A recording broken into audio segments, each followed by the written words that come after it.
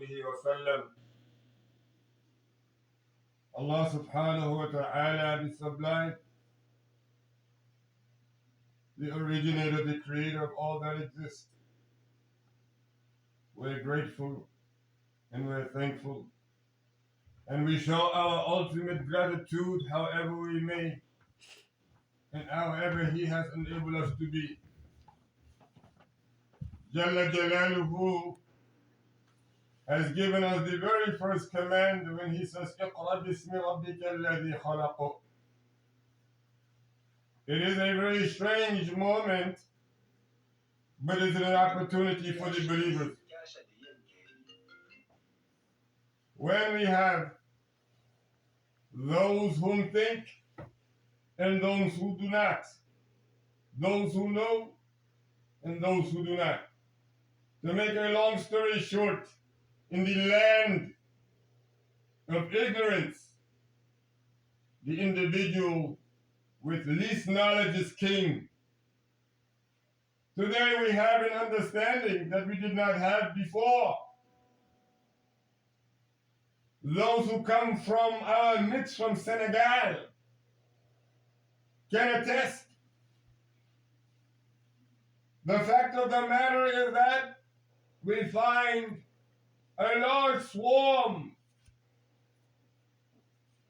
of worldly children rushing to the capital of Iblis, the United States of America. For what purpose? Worldly gains, worldly obsessions. In fact, growing up outside of America as an American, you're looked as someone insane. What were you doing to be brought to Africa? Why would you leave America for Africa?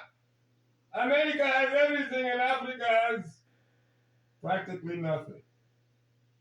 That was the mindset, with the exception of those who had wisdom, those who had knowledge, those who applied intellect. What would they say? They would say what Rasulullah sallallahu alayhi wa sallam used to say about the Quran. They would say what Rasulullah sallallahu alayhi wa sallam used to apply of the Quran. They would say how he encouraged his Sahaba. They would discuss the reward of Allah Jalla Jalaluhu. They would tell us, oh, you boys, take hold firm on what your mother is encouraging you to do with the Quran. Do not listen to all this useless talk that is being said. Your mother knows better. It was a time when Iblis, as usual, very busy, trying to encourage one to stay away from what is pleasing to Allah subhanahu wa ta'ala, gaining the gratitude of Allah. When has Allah subhanahu wa ta'ala deprived His bounties from those who were obedient in relying in Him for it and acted accordingly? When did Allah subhanahu wa ta'ala become one who rewarded those who committed evil deeds and were disobedient by Allah subhanahu wa ta'ala's command? In the past decades, it has appeared to be the case, hasn't it? Evil has prevailed.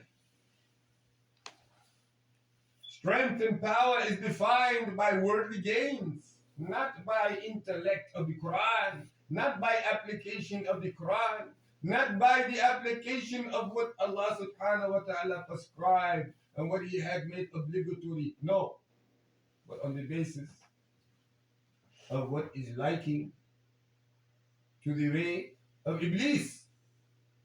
And that's why today the white man asks, and the black man, and the Caucasian, Indian, African, it does not matter.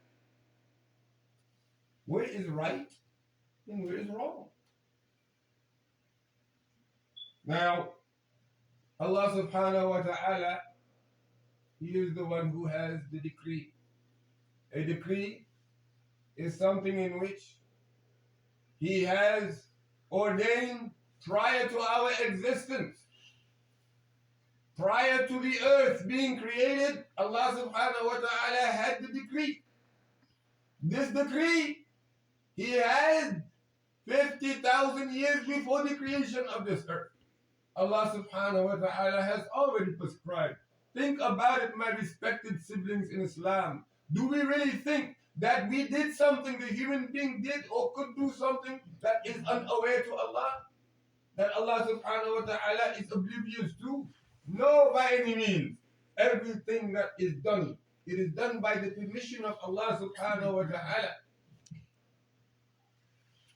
Allah ta'ala knows what happened, when it happened, why it happened, where it happened.